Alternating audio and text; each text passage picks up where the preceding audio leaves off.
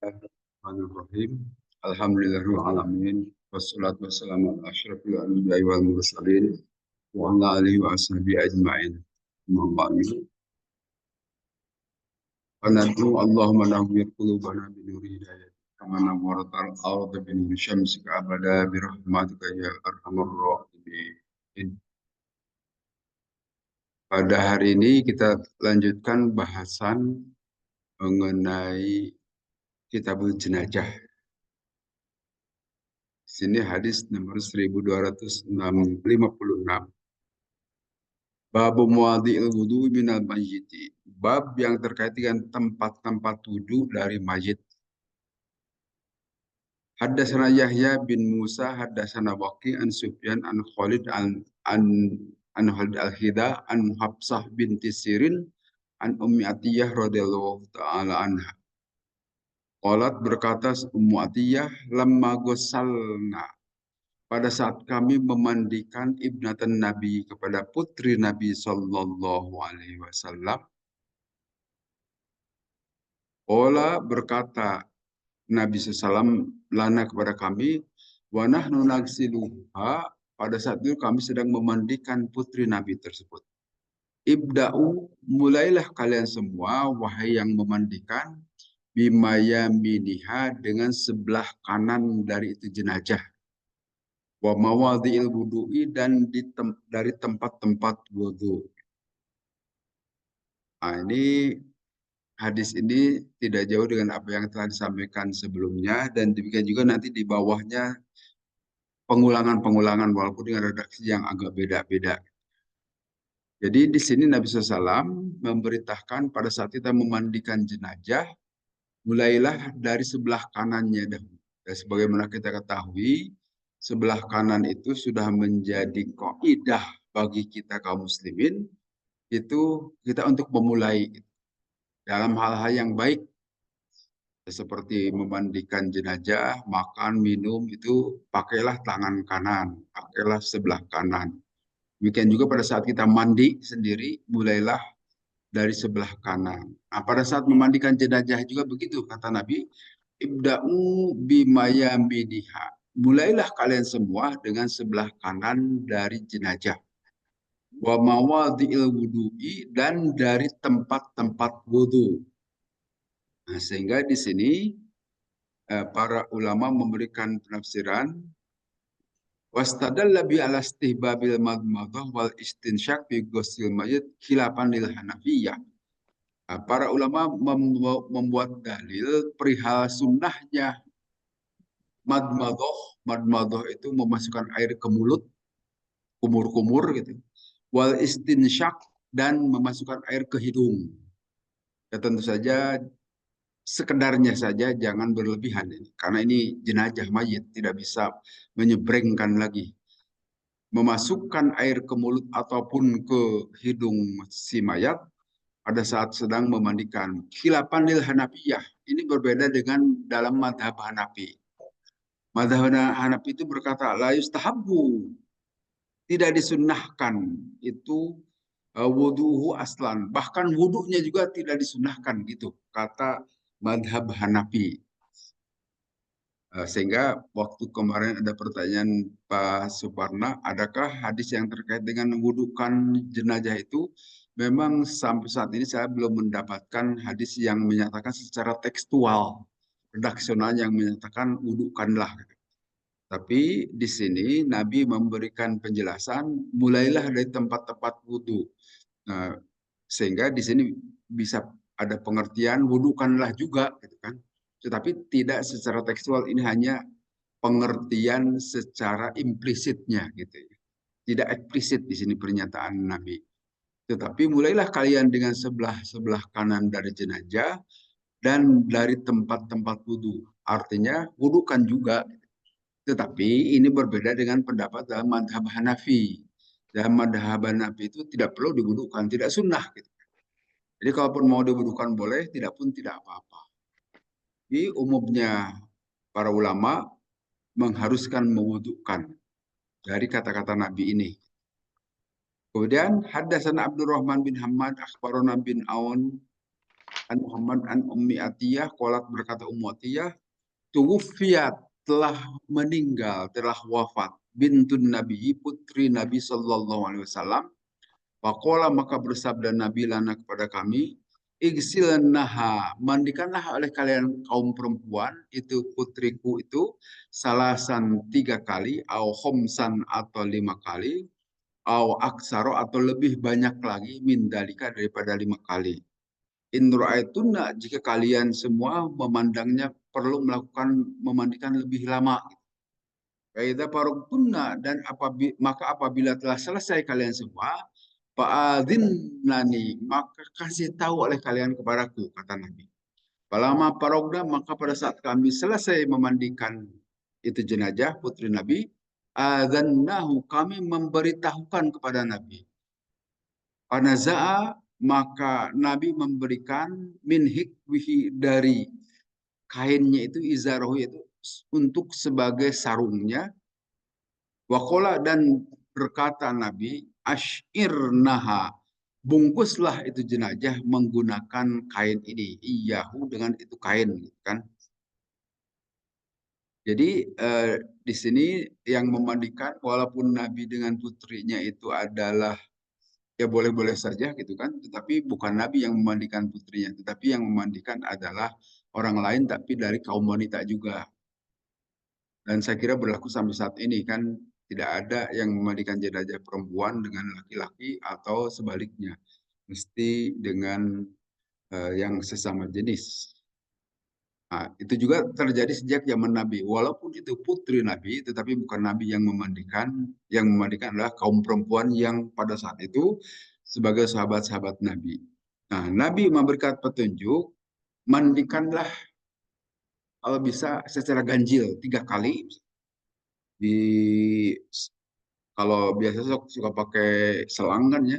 Nah, mandikan sekali diusap-usap, kemudian kedua kali sampai 3 kali. Kalau ternyata masih perlu, boleh mandikan tetapi misalkan ganjil gitu. 5 kali atau kalau ingin dilebihkan sampai 7 kali, sampai 9 kali, silahkan. Tapi di sini Nabi memberikan petunjuk ganjil-ganjil. Nah, kemudian apabila sudah selesai, maka beritahu aku. Karena Nabi akan menyiapkan kain kafan. Nah, kain kafan itu kain yang dimiliki oleh Nabi Shallallahu Alaihi Wasallam sendiri saat itu. Kemudian naha, bungkuslah itu jenazah menggunakan kain yang aku berikan. Kemudian babu yaj'al kafur fil akhirah. Kemudian menjadikan kafur atau kamper pada memandikan bagian akhir. Haddatsana Hamid bin Umar dan seterusnya dari Ummu Atiyah. Walat berkata Ummu Atiyah, tuwufiyat telah meninggal ihda banatin Nabi, salah seorang di antara putri-putri Nabi SAW. Pakhoroja maka keluar Nabi, pakola maka bersabda Nabi, iksilnaha, mandikanlah oleh kalian kaum perempuan, itu jenazah putriku, salasan 3 kali, au khomsan atau 5 kali, au aksaro min dalik atau lebih banyak dari 5. Jadi 7, 9 dan seterusnya. Idza ra'aituna apabila menurut kalian butuh terus dimandikan gitu. Bima in basidrin dengan air dan sidir pengharum. Waj'alna dan jadikanlah di akhir memandikan itu fil akhirati di akhir memandikan kafuron kapur atau kamper. Au syai'an min kapuron atau sesuatu dari kapur, kamper. Faida faragtunna apabila kalian sudah selesai, fa'adhinnani maka beritahukanlah aku.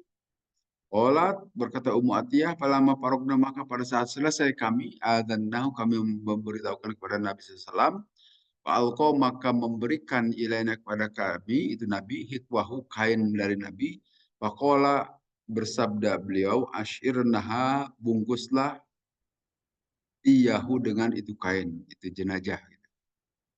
Qolat berkata di sini innahu sungguhnya Nabi qala bersabda Nabi igsilnaha mandikanlah itu jenazah salasan 3 kali au khobsan atau 5 kali au sab'an atau 7 kali au aktsaro min dalik atau lebih banyak lagi sampai 9 kali gitu.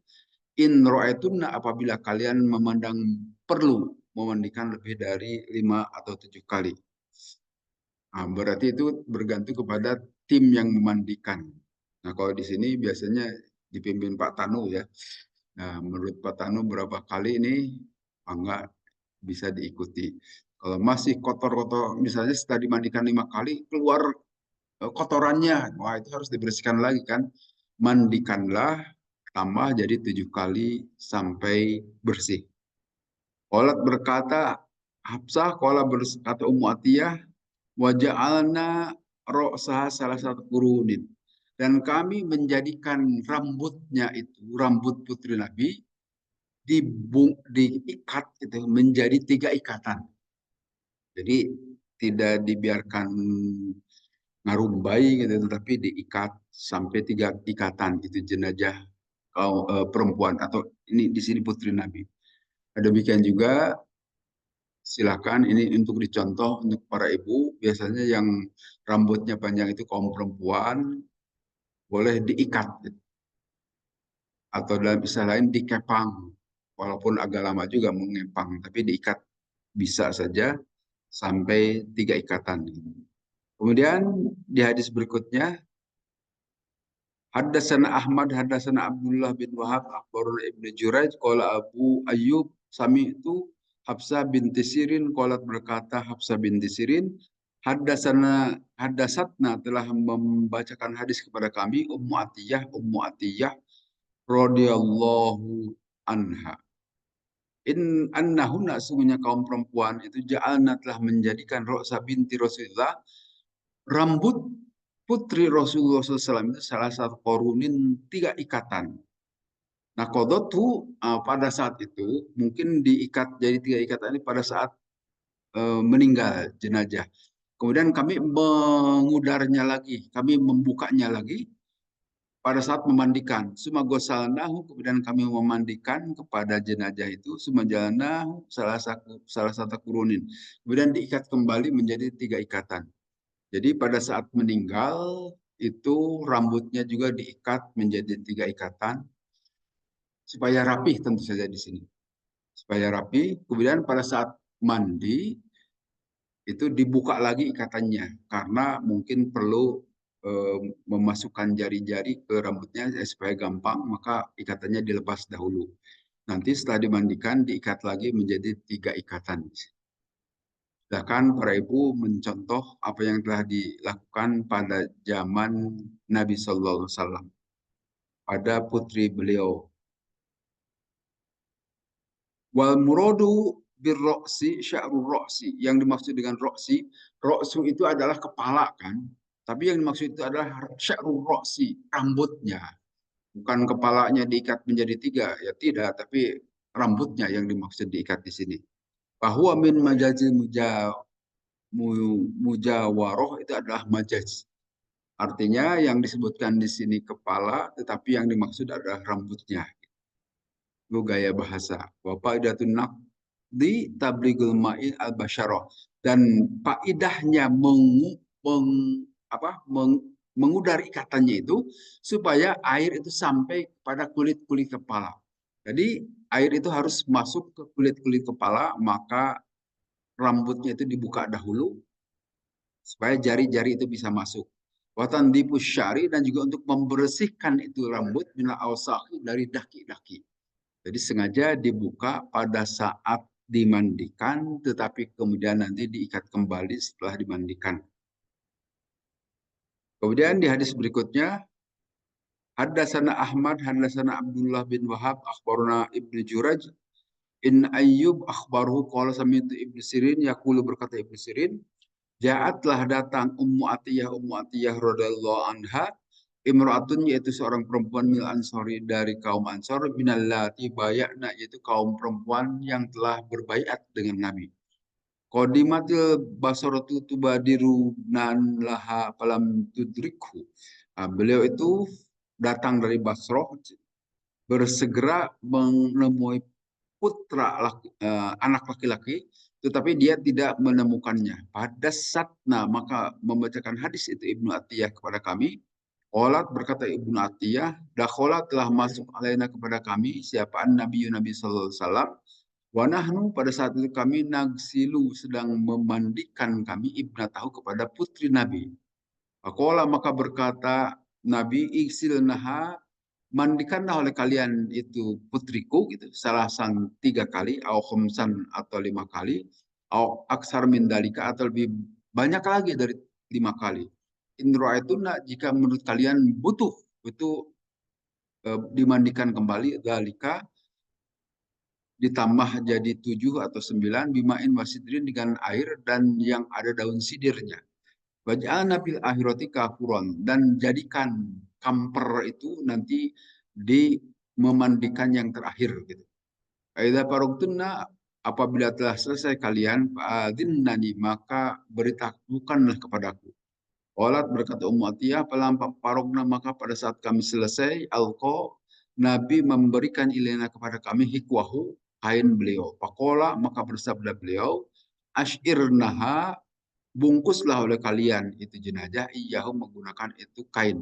Walam yazid dan tidak menambah Nabi ala dzalik terhadap itu kain. Wala adri dan aku tidak tahu ayu banatihi di manakah putri itu Ummu Atiyah. Wa zamanna isyar bahwa yang dimaksud dengan isyar itu ulfufnaha membungkus jenazah. Jadi bukan hanya bagian tertentu tapi dibungkus pihi menggunakan itu kain. Wakadzalika karena Ibnu Sirin dan demikianlah ada Ibnu Sirin ya'muru bil mar'ati an tusy'ara wa la zaro. Untuk supaya membungkus itu jenazah dan tidak perlu diberi sarung. Jadi itu adalah cara membungkus jenazah nanti disebutkan dalam fikih selanjutnya atau bahkan fikih di sini juga disebutkan sampai 5 lapis kalau kaum perempuan itu. Tapi kalau laki-laki cukup saja 3 lapis. Dan nasyi'aro ma yali al jasada minas siyab. Sesungguhnya bungkus itu adalah yang bisa menutupi seluruh jasad dari pakaian. Nah, kemudian menurut Ummu Atiyah, maka kami mencukupkan kepada putri Nabi itu yang telah wafat bi khamsati aswabin sebanyak 5 lapis 5 lapis kain gitu kan. Wa khamarna dan kami memberikan kerudung kepada itu jenazah kama yahmurul al hayya sebagaimana kami memberikan kerudung kepada orang yang hidup. Jadi kalau kaum perempuan itu baiknya ada baju kurung dan juga diberi kerudung.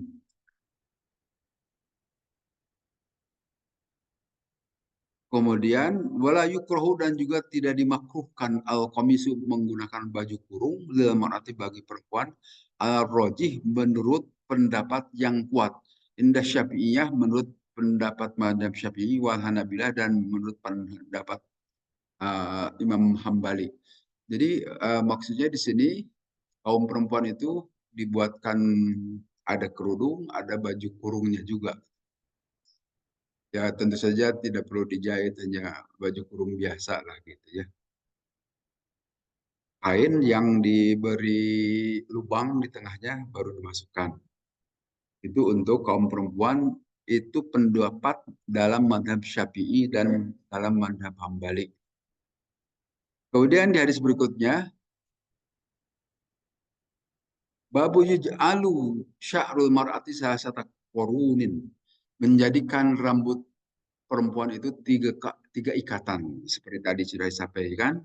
Haddatsana bisa haddatsan Sufyan an Hisham an Ummil Hudail an Ummi Atiyah radhiyallahu anha. Qalat berkata Ummu Atiyah, "Ghafarna kami telah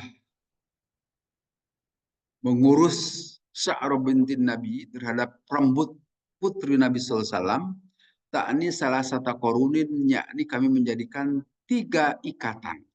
Wakola dan berkata wake, wakola Subjan berkata Subjan, nasiyatha wa koroniha, yaitu kami telah mengikatnya sampai 3 ikatan pada saat meninggalnya. Saat meninggal juga sudah diikat menjadi 3 ikatan.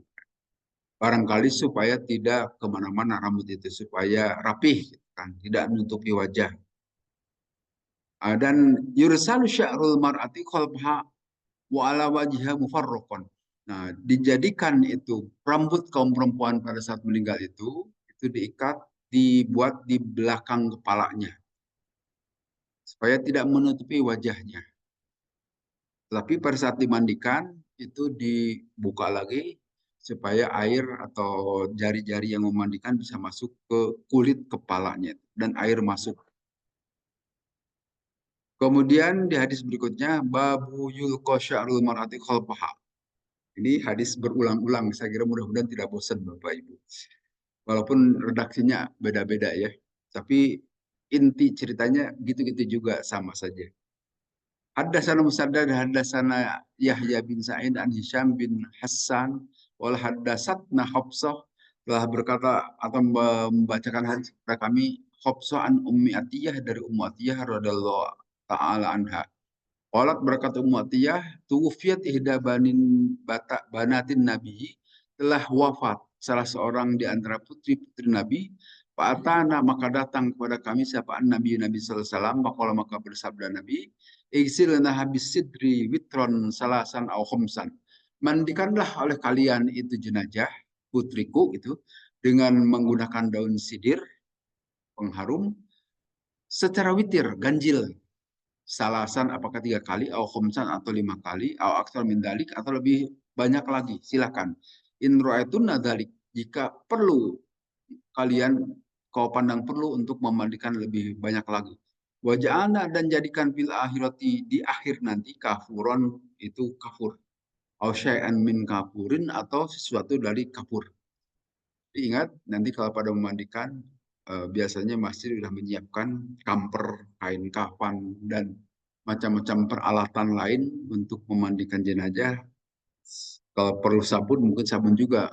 Sabun itu supaya pengganti daun sidir mungkin ya. Kalau di sini kan sebutkan sidrin. Pakai apa Pak Tano? Pakai sabun, pakai sabun ya. Itu pengganti daun sidir. Mungkin tidak ada lagi di kita daun sidir itu. Fadhin nani maka beritakanlah engkau kepadaku. Lama parogna maka pada saat selesai kami dan nahu kami beritahukan kepada Nabi Pak Alqa ilina hikwah. Maka Nabi memberikan kain Wadoparna sya'roha salah satu korunin. Maka kami mengikat rambut beliau itu 3 ikatan. Wal qainaha khalfaha. Dan menjadikan rambutnya itu di belakang kepalanya. Itu sama Wadoparna sya'roha salah satu korunin. Jadi diikat rambut jenazah itu menjadi 3 ikatan. Atau kalau diterjemahkan dikepang. Kalau dikepang itu agak lama kelihatannya ya menjulat jalitnya. Wa matafna dan kami menyisir. Nah, supaya rapi, pakai sisir juga dipersilahkan. Wa qad taqaddama dzalika min riwayat Sauri an Hisham aidan. Kemudian hal tersebut telah terdahulu dari riwayat Sauri dari Hisham wa inda Abdul Razzaq dan dari Sak min Ayub dari jalan Ayub an Hafsah dari Siti Hafsah. Jadi ini rawi hadisnya itu berputar di sekitar Siti Hafsah dan Ummu Atiyah. Siti Hafsah itu kan putri Sayyidina Umar, istri Nabi SAW. Tapi kalau Ummu Atiyah itu sahabat perempuan pada zaman Nabi. Dari kaum Ansor, beliau itu yang pernah datang kepada Nabi dan berbaiat. Berbaiat untuk tidak melakukan kemusyrikan, untuk tidak membunuh anak-anak, dan tidak mencuri dan macam-macam sebagaimana yang disebutkan nanti di dalam surat Al-Mumtahanah. Kemudian di hadis berikutnya, Babus bil bidi lil kapan. Nah, bahwa kain kapan itu bagusnya menggunakan kain putih. Haddatsana Muhammad bin Qatil akhbarana Abdullah akhbarana Hisham bin Urwa an Abi an Aisyah dari Siti Aisyah radhiyallahu anha anna Rasulullah sungguhnya Rasulullah SAW kupina dikafani Rasulullah di salah satu aswabin di 3 kain 3 lapis maksudnya Yamaniyatin yang berasal dari Yaman, bidin yang berwarna putih, suhuliyatin min kursub yang terbuat dari kain katun. Laisa fihinna tidak ada di kain kafan Nabi itu komisun baju kurung, wala imamatun dan tidak juga menggunakan sorban. Jadi Nabi SAW diceritakan oleh Siti Aisyah, beliau dikapani, dibungkus menggunakan 3 lapis.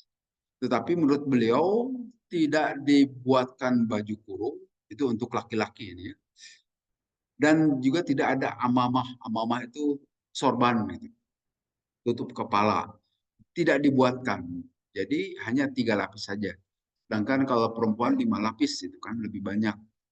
Kalau laki-laki cukup 3 lapis. Watakfinuhu bisa aswabin. Nah, disebutkan di sini dalam riwayat Imam Tirmidzi, mengkapani Nabi itu dengan 3 lapis kain. Bidin tapi yang putih, asok kuma warodapi kapni. Dia adalah sebersih-bersihnya itu kain. Ya, seperti kita menggunakan kain kafan itu umumnya warna putih karena begitulah Nabi SAW juga waktu beliau wafat dikapani dengan kain yang berwarna putih. Kemudian hadatsana Abu Nu'man, hadatsana Ahmad an Ayyub an Sa'id bin Jubair an Ibnu Abbasin dari Ibnu Abbas radhiyallahu anhum. Wala bainama rajulun waqifun, pada saat itu ada seorang laki-laki waqifun sedang wukuf gitu ya. Waqifun sedang wukuf di Arafata, di Arafah. Pada saat itu waku'a, dia itu ada an rohilati dari kendaraannya, mungkin dari onta, pawakosotku, maka dia terjatuh dari kendaraan itu, awkosotku, atau maksudnya terjatuh dari kendaraan sampai meninggal gitu. Karena terinjak unta, meninggallah. Kemudian pola bersabda an Nabi SAW, iksiluhu, mandikanlah itu yang sedang wukuf tadi, bimain menggunakan air, wasidrin dan juga daun sidir, wakapinuhu dan kapanilah, bungkuslah itu yang sedang ibadah haji, pisau ini dengan 2 kain saja yang sedang haji itu. Walatuhan itu, dan jangan kalian beri harum-haruman. Walatu khommiru, dan jangan kalian kasih penutup roksahu, kepalanya. Fa'innahu, karena sesungguhnya dia itu yub'asu, akan dibangkitkan yaumul kiamati, pada saat hari kiamah, mulabbiyan, sambil membaca talbiyah. Jadi ini perlakuan kepada jamaah haji yang meninggal. Tidak perlu lebih banyak lagi menggunakan kain kafannya, cukup dua lapis saja. Sampai kepalanya juga tidak perlu dibungkus, biarkan terlihat. Karena pada saat nanti hari kiamat, dia akan dibangkitkan dalam keadaan membaca talbiyah. Sebagaimana menggunakan kain ihram saat itu kan. Sedang menggunakan kain ihram, mungkin dari kendaraannya terjatuh sampai meninggal. Maka perlakuannya lebih sederhana. Dan nanti untuk perlakuan terhadap jenazah itu beda-beda ya. Kalau untuk yang tadi cerita untuk yang meninggal di kasur lah di rumah. Tapi kalau yang meninggal di peperangan tidak perlu dikasih kain kafan. Sudah kain kafan itu bajunya saja yang berlumuran darah itu. Itu yang dijadikan sebagai kain kafannya. Kuburlah dia dalam keadaan berlumuran darah itu. Silahkan saja, tidak apa-apa. Tidak perlu dimandikan. Kalau meninggalnya di tempat peperangan. Ini juga memudahkan bagi kita kan. Coba dalam peperangan itu begitu banyak jenazah, kalau harus dimandikan, waduh sulit. Harus dikafani juga sulit. Sudah kuburkanlah dalam keadaan pakaiannya, pakaian dia itu. Khusus untuk yang mati di medan perang. Ya tentu saja perangnya juga perang membela agama Allah. Bukan sebaliknya. Kalau sebaliknya lain persoalan. Tapi kalau perangnya membela agama Allah, tidak perlu dikafani, tidak perlu disolati, tidak perlu dimandikan, gitu. Langsung saja dikuburkan saat itu.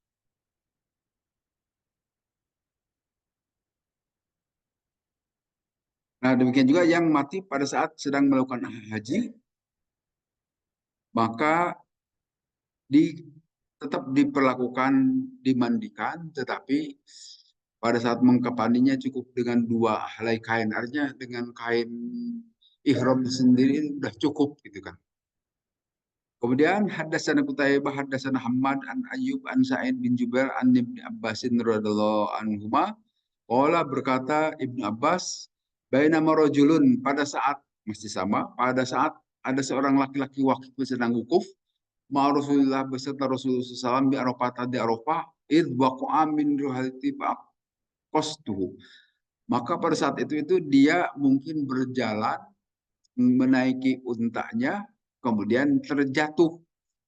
Wallahu alam terjatuhnya itu karena apa? Apakah lapar atau apa? Lemes gitu kan? Nah, kemudian dia itu jatuh terinjak oleh itu binatangnya atau kendaraannya. Maka Rasulullah bersabda, "Igsiluhu bima'in wasidrin." Mandikanlah itu jenazah menggunakan air dan daun sidir. Wakapinuhu pisaubaini dan kapanilah dengan 2 kain saja. Wala Tuhan nituhu dan jangan dikasih harum-haruman. Beda dengan kalau jenazah biasa dikasih harum-haruman supaya tidak bau gitu kan. Wala tuhammiru dan jangan dikasih kerudung, jangan ditutupi kepalanya. Ra'sahu itu kepalanya.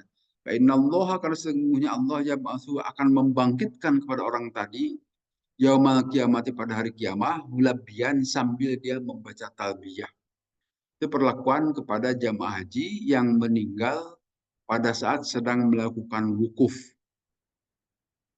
Itu dalilun ala anna ghairal muhrimi yun yuhnatu. Nah, itu dalil bahwa selain yang tidak ihram boleh dikasih harum-haruman. Demikian juga bisa ditutup kepalanya pada jenazah biasa. Tapi kalau yang meninggal sedang melakukan ibadah haji, maka tidak perlu dikasih harum-haruman. Karena kita tahu kan harum-haruman itu diharamkan, tidak boleh selama kita menggunakan kain ihram itu tidak boleh memakai harum-haruman, tidak boleh nutup kepala, itu karena sedang ihram, larangan. Tapi bagi yang tidak ihram, silahkan ditutup kepalanya ataupun dikasih harum-haruman. Tapi bagi yang ihram, perlakuannya lain. Nah, tentu saja kita barangkali tidak akan pernah ngurusi yang sedang ihram, karena itu di negeri Arab Saudi sana. Tidak akan terjadi di kita. Rupanya saya kira itu bahasan pada hari ini tidak panjang. Ini ada yang mau nikah hari ini di sini. Kita sampai di sini saja. Kalau ada